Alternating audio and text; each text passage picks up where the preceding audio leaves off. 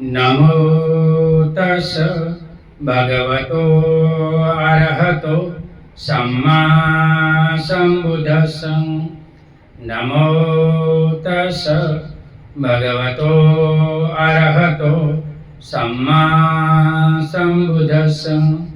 नमो तस् भगवतो अरहतो सम्मा सम्बुद्धस्स। बुद्धं शरणं गच्छामि, धम्मं शरणं गच्छामि, संघं शरणं गच्छामि।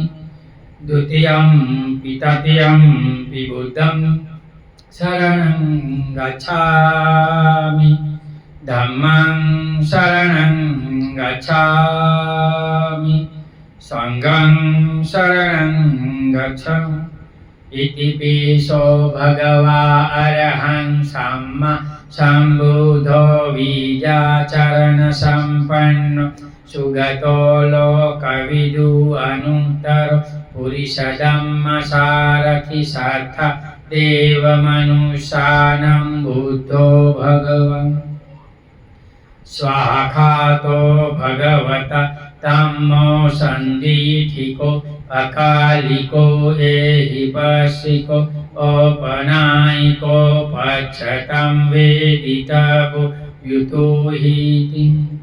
सुपटिपन्नो भगवतो सावकसंघो उजुपटिपन्नो भगवतो सावकसंघो सामिति पटिपन्नो भगवतो सावकसंघो न्यायपटिपन्नो भगवतो सावकसंघो। यदिदं चत्तारि पुरुषै अनियट्ठ पुरुष पूगल एष भगवतो सावकसंघो।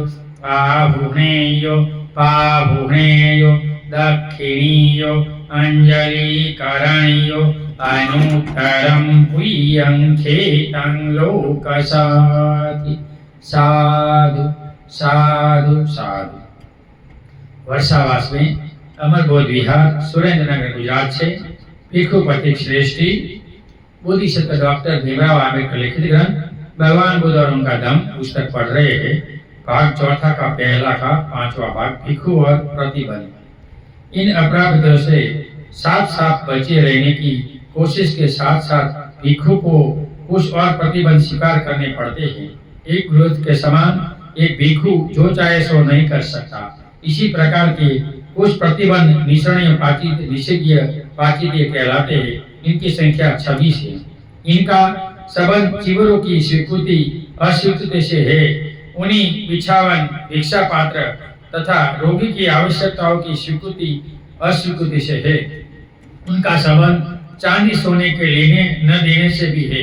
भिक्षु द्वारा किए जाने वाले क्रय विक्रय से है तथा सांघिक वस्तु को निजी बना लेने से है।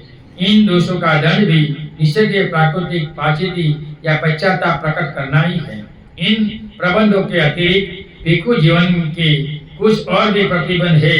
वे केवल पाचिति कहलाते हैं। उनकी संख्या 92 है। छठा, भिक्षु और शिष्टाचार के नियम। एक भिक्षु का व्यवहार बहुत अच्छा होना चाहिए। शिष्टाचार के नियम पालन करने में वह आदर्श होना चाहिए।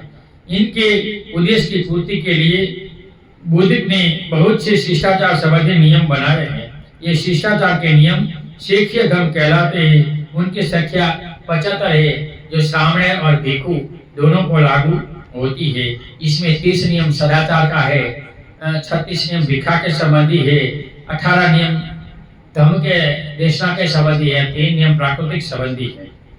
भिक्षु और अपराधों का विचार। ये नियम ये विधान केवल विधान बनाने के लिए न थे। उनकी कानूनी स्थिति थी जिनके अनुसार पहले किसी पर निश्चय आरोप लगाना होता था तब संघ उनका विचार करता था और तब भी वह या तो दोष मुक्त मानकर छोड़ दिया जाता था या दंड दिया जाता था। बिना विधिवत अदालती विचार के कभी किसी भिक्षु को दंडित किया जा सकता था। जिस जगह पर अपराध हुआ हो उसी जगह के निवासी भिक्षुओं का भी न्यायालय होता था। न्यायालय के लिए आवश्यक संख्या भिक्षु की उपस्थित न हो तो कोई मुकदमा नहीं चल सकता था। सापा समय वही है, 4-5 संघ है, कोई संघ में भिक्षु नहीं है तो इनका कोई पगला नहीं लेते। जो संघ में है वही इनकी फरियाद करनी चाहिए किसी भिक्षु को साथ रखकर।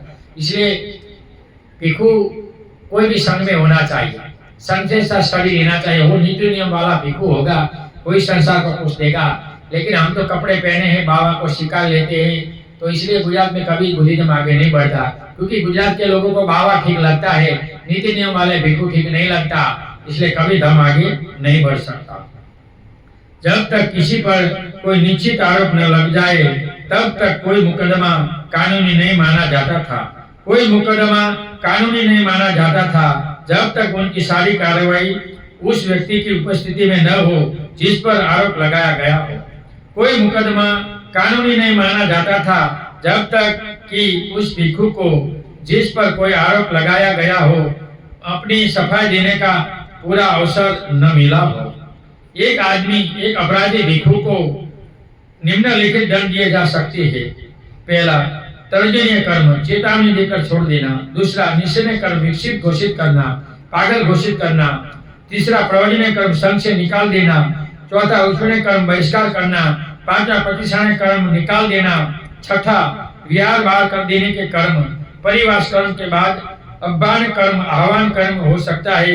यह परिवास कर्म के साथ समाधान किए जाने पर होता है। इसलिए भिक्षु को 227 नीति नियम आता है और भिक्षु को भगवान ने दंड विधान दिया है, उपासकों को कोई दंड विधान नहीं है।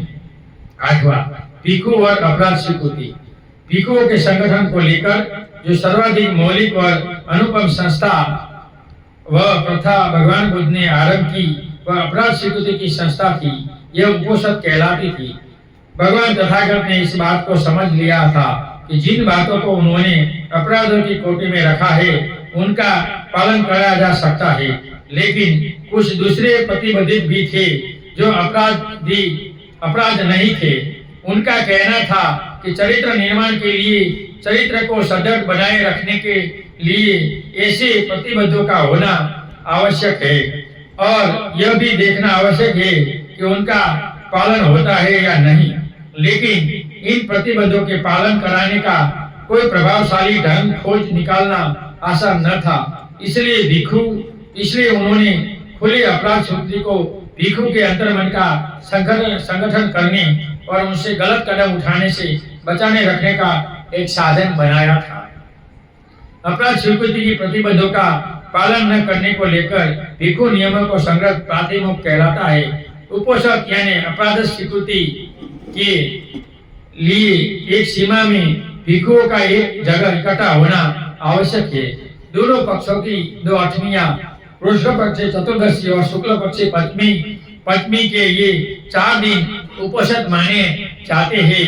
इनके ये चतुर्दशी और पंचदशी को प्रातिमोक्ष का पाठ और उनके हिसाब को उपोषद कर्म कहा जाता था।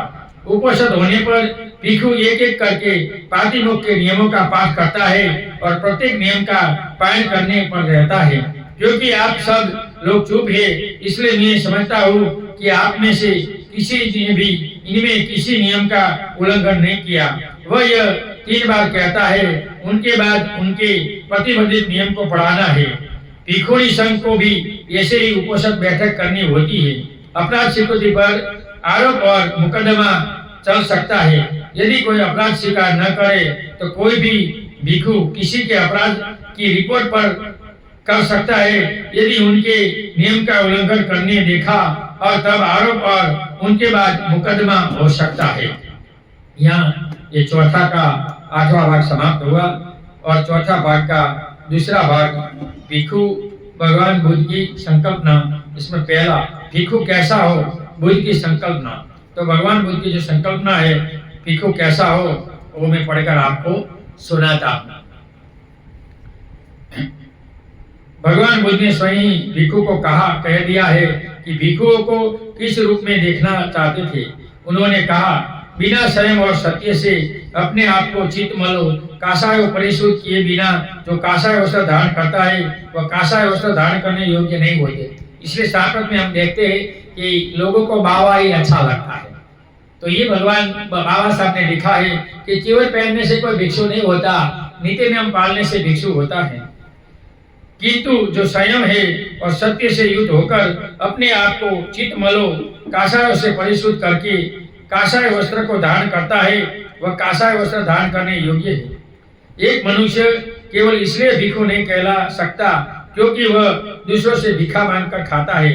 जब वह धर्म को सम्यक प्रकार से ग्रहण करता है तभी भिक्षु कहलाता है। जो शीलवान है, जो ब्रह्मचारी है, जो सावधानी पूर्वक संसार में विचरण करता है, वह निश्चय से भिक्षु कहलाता है। ये भिक्षु इन नियम के पालन के मात्र से बहुत अध्ययन होने मात्र से न ज्ञान लाभ मात्र से और न एकांतवास करने से भी कोई उन विमुक्त को प्राप्त कर सकता है जिसका आनंद पृथुक जन कभी उठा ही नहीं सकते है। भिक्षु जब तक आश्रव का सही न कर ले तब तक तो विश्वत होकर निश्चित मत बैठ। तो भिक्षु आलस नहीं करता, इनको ध्यान साधना करना चाहिए और ज्यादातर ध्यान साधना धर्म अभ्यास में ध्यान लगाना चाहिए, ऐसा भगवान का कहना है और यहाँ बाबा साहब ने दिखाया है। जो भिक्षु वाणी को संयत रहता है, जो बुद्धिमान पूर्वक हो, शांति पूर्वक बोलता है, जो दम का अर्थ समझता है, उनका बोलना मधुर होता है। जो दम में निवास करता है, जो दम में आनंद रहता है, जो दम का विचार करता है, जो दम का अनुसरण करता है, ऐसा भिक्षु ही सदम से पतित नहीं होता। इसलिए जो विहार में भिक्षु होता है इनको वर्षावास का कार्यक्रम करना चाहिए, इनको वैशाख पूर्णिमा कार्यक्रम करना चाहिए, इनको वहाँ वर्षावास करना चाहिए और वहाँ एक बार साल में दीक्षा कार्यक्रम होना चाहिए, वहाँ बच्चों का सामूहिक शिविर होना चाहिए और बड़ों का होना चाहिए, तो ही धर्म आगे बढ़ता। बाकी पेट भरने वाले पेटों भिक्षु तो बहुत है, इससे धर्म कभी आगे बढ़ नहीं सकता। जो कुछ भी भिक्षु को प्राप्त हो उसे बहुत समझना चाहिए। एक भिक्षु को दूसरे से ईर्ष्या करता है उसे कभी चित्त की शांति प्राप्त नहीं होती। जो भिक्षु थोड़ा मिलने पर भी उसे बहुत समझता है और जिस भिक्षु का जीवन पवित्र तथा अप्रमाद रहित है, देवता भी इनकी प्रशंसा करते हैं। जिसकी नाम रूप में तनिक भी आसक्ति नहीं है, जो किसी वस्तु या व्यक्ति के न रहने पर तनिक सोच नहीं करता, वही यथार्थ में भिक्षु है। जिस भिक्षु के हृदय में करुणा है, मैत्री है, जो बुद्ध के शासन में प्रसन्न है, वह निर्वाण को प्राप्त करेगा। आश्रव से प्राप्त होने वाले सुख को, हे भिक्षु, इस जीवन रूपी नौका को हल्का कर डाल। इनका हल्का कर देने से इनकी गति तेज हो जाएगी। राग और देश के बंधन को काट देने से तो निर्वाण अभिमुख हो जाएगा।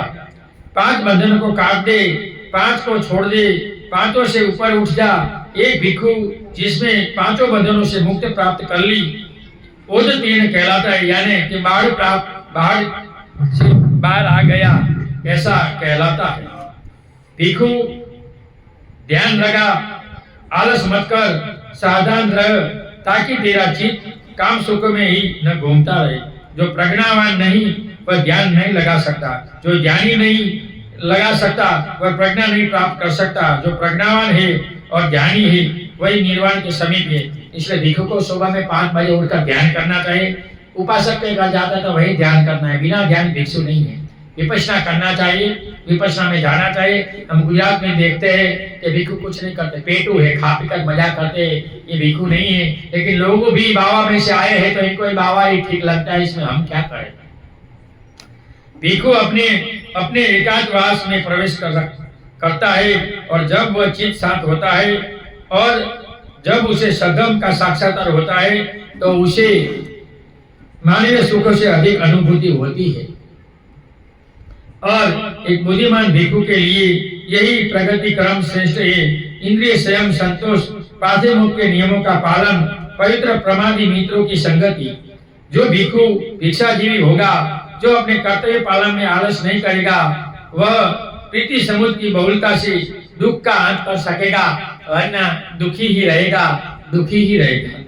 हे भिक्षु, अपने से अपने को उत्साहित कर, अपने से अपने परीक्षा कर। अब तो आत्म रक्षित रहेगा और मेधावी होगा तो सुखी रहेगा, क्योंकि अपना आप ही अपना स्वामी है, अपना आप ही अपनी गति है। इसलिए अपने आप को उसी तरह काबू में रख जैसे व्यापारी अच्छे घोड़े को। जो भिक्षु उत्साह में आनंदित रहता है और आलस से डरता है, वही आग की तरह छोटे बड़े बंधनों को जलाता हुआ विचरता है। जो भिक्षु उत्साह में आनंदित रहता है और आलस से डरता है, उनका पतन नहीं हो सकता, उसे निर्वाण समेत ही जानो। गौतम बुद्ध के श्रावक सदैव जागरूक रहते हैं, उन्हें दिन रात भगवान बुद्ध का ध्यान रहता है। गौतम बुद्ध के श्रावक सदैव जागरूक रहते हैं, उन्हें दिन रात संघ का ध्यान रहता है। गौतम बुद्ध के श्रावक सदैव जागरूक रहते हैं, तो दिन रात धर्म का ध्यान रहता है। गौतम बुद्ध के श्रावक सदैव जागरूक रहता है, इनको दिन रात शरीर संबंधी क्रियाओं का ध्यान रहता है। गौतम बुद्ध के श्रावक सदैव जागरूक रहते हैं, उन्हें दिन रात करुणा का, मैत्री का ध्यान, अहिंसा का ध्यान रहता है। गौतम बुद्ध के श्रावक सदैव जागरूक रहते हैं, उनका चित्त दिन रात ध्यान साधना में स्थित रहता है। संसार छोड़ना भी कठिन है, संसार में रहना भी कठिन है, विहार भी दुष्कर है, घर भी दुष्कर है, अपने समान लोगों के साथ गृहस्थी भी आसान नहीं, प्रवचित जीवन भी आसान नहीं। इसलिए भगवान बुद्ध ने एक सूत्र में कहा है, अतः जटो बाहर जटो जटो जगनी माए ततो कुशंति गौतम जटो जटो परिप्राय, कि संसार का जीवन भी दुष्कर है और भिक्षु जीवन भी दुष्कर है। कि भिक्षु बन गए तो सब कुछ हो गया, नहीं, यहाँ भी माथा फोड़कर लोभ लेना। जैसे संसार में प्रॉब्लम है, ऐसा ही प्रॉब्लम भिक्षुओं में भी है। जो मानव सदायुक्त है, जो शीलवान है, जो यशस्वी है तथा जो ऐश्वर्यवान है, वह जहाँ जहाँ भी जाता है वहाँ पूजित होता है। तो ये पहला भाग समाप्त हुआ। दूसरा भाग हम आगे पढ़ते हैं। भिक्षु और तपस्वी। क्या भिक्षु तपस्वी होता है? उत्तर नहीं। निगरोध परिवार से बातचीत करते हुए स्वयं में नकारात्मक उत्तर दिया। एक बार भगवान बुद्ध राजगृह में गुजपुर पर्वत पर ठहरे हुए थे। उसी समय उन्दुबरी रानी के उद्यान में बहुत से परिवारजनों के साथ निगरोध परिवारजक रहता था। यह उद्यान परिवारजनों के लिए ही था। उस समय भगवान बुद्ध पर्वत से नीचे उतरकर जहाँ मोरों को चुगाने की जगह थी वह आए और सुमगद्दा नदी के तट पर चल पल कदमी करने लगे, यानी वॉकिंग करने लगे। जब निगरोध ने भगवान तथागत को इसी प्रकार खुले में चल पल करते देखा और उसे अपने अनुयायी को सावधान किया, चुप रहो, शांति रखो, यहाँ समण गौतम सुमगद्दा के तट पर चल कदमी कर रहे हैं। उसने ऐसा करने पर परिवारजन चुप हो गए। तब तथागत ने निगरोध परिवारजन के पास पहुंचे। निगरोध परिवारजन बोला, हे भगवान, हे सुगत, आप हमारे यहाँ पधारे। भगवान, हमारे यहाँ आपका स्वागत है। भगवान तथागत का स्वागत है। चिरकाल के बाद भगवान तथागत हमारे यहाँ आए हैं, इधर दर्शन देने की कृपा की है। आप कृपया आसन ग्रहण करें। भगवान, आपके लिए ये आसन सुसज्जित है।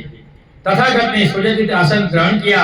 निगरोध के एक नीचा आसन लेकर समीप बैठ गया और बोला, क्योंकि समण गौतम हमारे यहाँ आए हैं, हम समण गौतम से यह प्रश्न पूछना चाहते हैं कि क्या यह भगवान का धम्म विनय, जिसे तथागत अपने श्रावकों को विनीत करते हैं, जो जिस धम्म विनय को सीखकर भगवान ने श्रावक संतोष लाभ करते हैं, उसे अपना शरण स्थान स्वीकार करते हैं और से लोकोत्तर धम्म मानते हैं।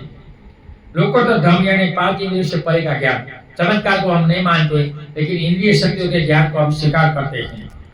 निगरोध दूसरी दृष्टि वाले के लिए, दूसरी प्रवृत्ति के वाले के लिए, क्या दूसरी मान्यता के लिए बिना अभ्यास और बिना शिक्षण से यह कठिन है कि यह समझ सके कि क्या यह तथागत का धम्म विनय, जिसे तथागत अपने श्रावकों को विनीत करते हैं और जिस धम्म विनय को सीखकर तथागत के श्रावक संतोष लाभ करते हैं, उसे अपना शरण स्थान स्वीकार करते हैं और उसे लोकोत्तर धम्म मानते हैं। लेकिन हे निगरोध, तुम मुझसे अपने ही सिद्धांत के बारे में, इस कठोर तपस्या के बारे में ही पूछ कि इन तपस्याओं के किस बात की पूर्ति होती है और किस बात की पूर्ति नहीं होती। तब निगरोध परिवारजक भगवान बुद्ध से कहा, भगवान, हम आत्मक्लेशदायक कठोर तपस्याओं के समर्थक हैं, हम उनके आवश्यक मानते हैं, हम उनसे चिपटे हुए हैं। उनसे किस गति की पूर्ति होती और उनसे किस बात की पूर्ति नहीं होती। निगरोध, उदाहरण के लिए एक तपस्वी नग्न रहता है, कुछ भद्र बातें करता है, अपने हाथ चाटता है। यदि कोई कहे कि भिक्षा से पधारिए तो उनकी भी नहीं सुनता, यदि कोई कहे भिक्षा से रुकिए तो उनकी भी नहीं सुनता। जो कुछ उनसे खास तौर पर तैयार किया गया उसे स्वीकार नहीं करता, कोई निमंत्रण स्वीकार नहीं करता, वह पकाने के बर्तन में से दी हुई चीज स्वीकार नहीं करता, देहरी के अंदर रखी हुई चीज स्वीकार नहीं करता, न उखली में रखी हुई, लकड़ियों में रखी हुई, न चक्की में पीसी हुई, उन दो जनों द्वारा दी हुई कोई चीज स्वीकार करता है। जो इकट्ठे बैठकर खा रहे हो, एक गर्भिणी से, न किसी दाय से, न किसी स्त्री से जो किसी आदमी के साथ सहभाग कर रही हो, न उन समय इकट्ठी हुई भोजन सामग्री जब सूखा पड़ा हो, न उस स्थान से कोई शिकार करता है जहाँ कुत्ता हो, न मक्खियां बिन रही हो, न वह मांस मछली की शिकार करता है, न वह तेज नशीली पेय पदार्थ शिकार करता है, न वह चावल का मांड भी शिकार करता है।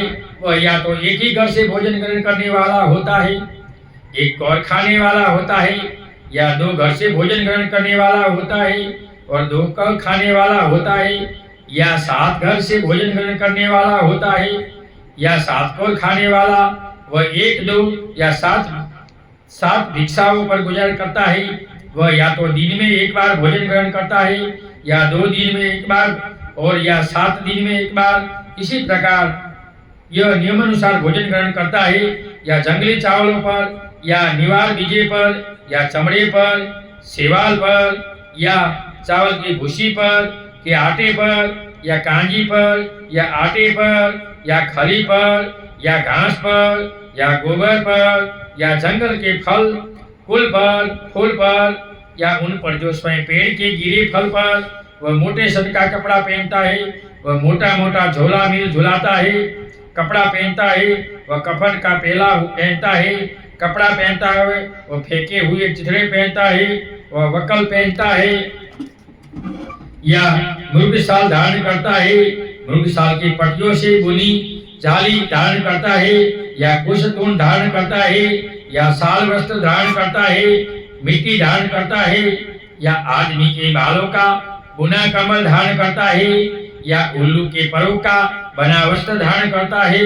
वह अपनी दाढ़ी और बालों को लुकुन करने वाला होता है, वह दोनों का लुकुन करने वाला होता है, वह निरंतर खड़ा ही रहने वाला होता है, वह एड़ियों के बल चढ़ने वाला होता है, वह कांटों की सैया पर सोने वाला होता है, वह अपनी सैया पर कांटे या लोहे की मेड़े गाड़ कर उन पर सोने वाला होता है, वह जमीन पर सोने वाला होता है, वह खुली हवा में रहने वाला होता है, वह कहीं भी बैठ जाने वाला होता है, वह गंदगी खाने का अभ्यासी होता है, वह पानी न पीने वाला होता है, वह ठंडा ही पानी पीने वाला होता है, वह प्रातः मध्याह्न और संध्या में स्नान करने वाला होता है। इतना कहने पर भगवान बुद्ध ने पूछा, हे निग्रोध, तुम क्या सोचते हो, क्या आत्मक्लेश कारक कठोर तपस्या की पूर्ति हुई या नहीं? भगवान, सचमुच ऐसा हो तो आत्मक्लेश कारक कठोर तपस्या की पूर्ति हो गई। हे निग्रोध, तब मैं पूछता हूँ, इसी प्रकार की आत्मक्लेश तपस्या में नाना दोष है। भगवान, आप इनसे क्या क्या दोष है? हे निग्रोध, जब एक तपस्वी तपस्या करता है तो उसे झूठा संतोष हो जाता है कि उनका उद्देश्य पूरा हो गया है। निग्रोध, यह भी उनके एक दोष होता है। हे निग्रोध, जब एक तपस्वी करता है तो उसे वह अपने को ऊंचा और दूसरों को नीचा समझने लगता है। हे निग्रोध, यह उनका एक दोष हो जाता है। हे निग्रोध, जब एक तपस्वी तपस्या करता है तो उन्हें उनका नशा चढ़ जाता है और वो लापर हो जाता है। निग्रोध, यह उनका दोष होता है। हे निग्रोध, जब एक तपस्वी तपस्या करता है तो उसे लाभ और यश की प्राप्ति होती है, उसे यह झूठा संतोष को प्राप्त हो जाता है। वह संतोष रहता है कि उसका ये दोष हो जाता है। हे निग्रोध, जब एक तपस्वी का लाभ और यश की प्राप्ति होती है तो उससे वह उनको ऊंचा, दूसरों को नीचा समझने लगता है। हे निग्रोध, यह भी उनका एक दोष होता है। हे निग्रोध, एक तपस्वी कला और यश की प्राप्ति होती है, उसे उनका नशा चढ़ जाता है और लापरवाह हो जाता है। हे निग्रोध, ये उनका दोष है। हे निग्रोध, जब तपस्वी तपस्या करने लगता है तो वह भिन्न भिन्न के भोजनों में भेद करने लगता है। यह मेरे अनुकूल पड़ता है, यह मेरे अनुकूल नहीं पड़ता। जिन भोजनों को वह समझता है कि उनके प्रति पड़ते हैं, उनको वह जानबूझकर त्यागता है। जिन्हें वह समझता है कि जिसके अनुकूल पड़ते हैं, उनके प्रति वह लोभी और मस्त हो जाता है, उनसे आसक्ति बढ़ जाती है, उनमें से कोई भय और खतरा नहीं दिखाई देता, उनसे यह रस लेकर खाता है। हे निग्रोध, यह भी उनका एक दोष हो जाता है। हे निग्रोध, यह तपस्वी अपनी लाभ और यश की कामना के कारण यह सोचने लगता है कि मेरी ओर राजा आकर्षित होंगे, मंत्रीगण आकर्षित होंगे, राजा आकर्षित होंगे, ब्राह्मण आकर्षित होंगे, गुरु प्रति आकर्षित होंगे तथा बड़े बड़े आचार्य आकर्षित होंगे। हे निग्रोध, यह भी उनका एक दोष है। हे निग्रोध, एक तपस्वी किसी दूसरे तपस्वी या ब्राह्मण को लेकर बड़बड़ाने लगता है। अमुक आदमी दुनिया भर की चीजें खाता है, आलू की तरह कंद शाखाओं पर लगाने वाले फल, झाड़ियों के फल वाले बेर आदि, जमी, कंद और नाना प्रकार के बीज, इन सभी चीजों को चबड़ों में वज्र से पीस डालता है। हे निग्रोध, यह भी तपस्वी का एक दोष है। हे निग्रोध, यह तपस्वी देखता है कि किसी दूसरे श्रवण या ब्राह्मण को बहुत लाभ यश प्राप्त होता रहा है, बहुत सत्कार सम्मान मिल रहा है। उसे देखकर यह सोचता है कि नागरिक इस आदमी का जो इतने ऐशो आराम के साथ रहता है, इतना आदर सत्कार करते हैं, इसे नागरिकों ने इतना लाभ और यश प्राप्त है, लेकिन मैं जो तपस्वी हूँ, मैं इतनी कठोर तपस्या करता हूँ, मेरी कोई ध्यान नहीं देता, मेरा कोई आदर सत्कार नहीं करता, मुझे लाभ और यश की प्राप्ति नहीं होती, इसलिए उन्हें नागरिकों से शिकायत हो जाती है। यह भी तपस्वी का हे निग्रोध एक दोष है। हे निग्रोध, यह तपस्वी रहस्यमय हो जाता है। उसे यदि पूछा जाए कि आप इस बात को स्वीकार करते हो या नहीं, स्वीकार करते रहेंगे, स्वीकार नहीं करता और स्वीकार करते हुए कहेगा कि अस्वीकार करता हूँ। इसी प्रकार वह जानबूझकर झूठ बोलता है। यह भी हे निग्रोध एक तपस्वी का दोष है। हे निग्रोध, एक तपस्वी अपनी मनोदशा छोड़कर बैर रख सकता है, यह भी तपस्वी का एक दोष है। हे निग्रोध, तपस्वी ढोंगी हो सकता है, वंचक हो सकता है, ईर्ष्यालु बन सकता है, बड़बड़ियों वाला बन सकता है, बड़ा चालाक बन सकता है, बड़ा कठोर हृदय वाला अभिमानी बन सकता है। वह मन में बुरी इच्छाएं रखता है और उनका गुलाम बन जाता है। वह मिथ्या धारणाएं बना लेता है और प्राकृतिक बातें करने लगता है। वह अपने अनुभवों की गलती व्याख्या करता है। वह लोभी होता है और वैराग्य से परामुख होता है। यह भी तपस्वी का एक दोष हो जाता है। हे निग्रोध, तुम क्या सोचते हो, आत्मक्लेश तपस्या में ये दोष है या नहीं? भगवान, आत्मक्लेश का तपस्या में ये सभी दोष निश्चय से है। भगवान, यह संभव नहीं कि कोई तपस्वी इन दोषों में से किसी से भी नहीं सभी से युक्त होते हैं। भिक्षुओं को इन दोषों का मुक्त रहना चाहिए। मेरे भिक्षु ऐसे कोई दोष में दोषी नहीं है। ऐसा जब इसने कहा तो भगवान को वंदन किया। भगवान, आपका धन्यवाद, आपने अच्छी बात की। आज यहाँ ये भाग पूर्ण होता है। ऑनलाइन और सामने सुनने वाले सभी लोगों को सुने हुए धम्म का मैं पुण्यानुमोदन करता हूँ। सुने हुए धम्म से आप सभी लोग सुखी हो, निरोगी हो, आपका कल्याण हो, आपका मंगल हो। ऑनलाइन और सामने सुनने वाले सभी लोगों के सुने हुए मैंने जो धम्म सुनाया, इसमें भाषा के कारण, पानी के कारण मुझसे कोई गलती हुई हो तो क्षमा करना। मेरा कोई ऐसा इरादा नहीं था। नथि मे शरणम अयम बुद्धो मे शरणम वारम एतेन सच्चवाजेनम अस्तु मे जय मंगलम। नथि मे शरणम अयम धम्मो मे शरणम वारम एतेन सच्चवाजेनम अस्तु मे जय मंगलम। नथि मे शरणम अयम संघो मे शरणम वारम एतेन सच्चवाजेनम अस्तु मे जय मंगलम। नमो बुधाय, नमो धम्माय, नमो संघाय साधु साधु साधु।